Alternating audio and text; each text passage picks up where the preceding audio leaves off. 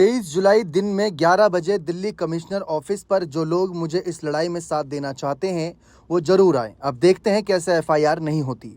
पैसों की पद की ताकत से बड़ी है जनता की ताकत, ये बात हर नेता याद रखें। Hashtag women fight for justice ये पोस्ट किया है डॉक्टर रोहिणी घावरी ने हाल ही में चंद्रशेखर आज़ाद के खिलाफ। वैसे इस पोस्ट में कहीं पर भी चंद्रशेखर का जिक्र नहीं, लेकिन हाल फिलहाल में उन्होंने जिस तरीके से चंद्रशेखर के खिलाफ अपनी लड़ाई छेड़ रखी है, अपने साथ जो भी गलत हुआ उस मामले पर लगातार आवाज़ उठा रही है सोशल मीडिया के जरिए। लेकिन इससे पहले भी एक पोस्ट देखने को मिला था जहां पर रोहिणी घावरी ने लिखा था कि मैंने बहुत इंतजार कर लिया, अब अगर 21 जुलाई तक एफआईआर नहीं होती तो पार्लियामेंट सेशन अंदर चलेगा, लेकिन मैं वहीं बाहर बैठी रहूंगी। आखिर देश की न्याय प्रणाली में इतना वक्त क्यों लगता है? मैंने सारे तरीके अपना लिए एफआईआर के, अब यही अंतिम विकल्प है कि मैं भारत वापस आकर इस लड़ाई को लड़ूं। मेरी आवाज़ को दबाना देश की लाखों बेटियों की हिम्मत खत्म होने के समान है। गांव की गरीब बेटी कैसे हिम्मत करेगी लड़ने के लिए, ये बात इन्होंने रखी थी। लेकिन 21 जुलाई की तारीख तो देखें, संसद सत्र भी शुरू हुआ, लेकिन कहीं दूर दूर तक रोहिणी घावरी नजर नहीं आई।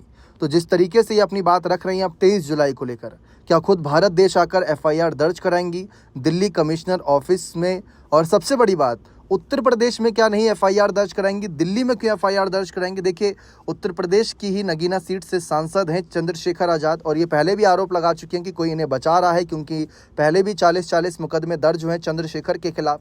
लेकिन अब इस मामले पर रोहिणी घावरी क्या खुद भारत देश आकर ये लड़ाई लड़ेंगी? और देखिए, पहली बार नहीं, इससे पहले भी रोहिणी घावरी ने कहा था कि मैं भारत वापस आ रही हूँ, लड़ाई लड़ूंगी, ऐसी तमाम बातें वह रखती रही थी।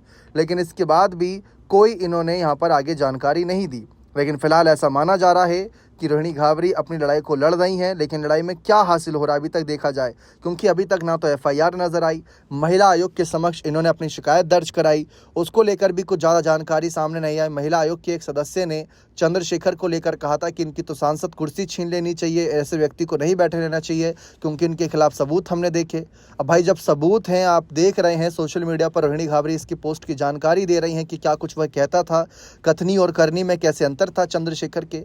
इसके बावजूद चंद्रशेखर के खिलाफ कोई कार्रवाई नहीं हुई।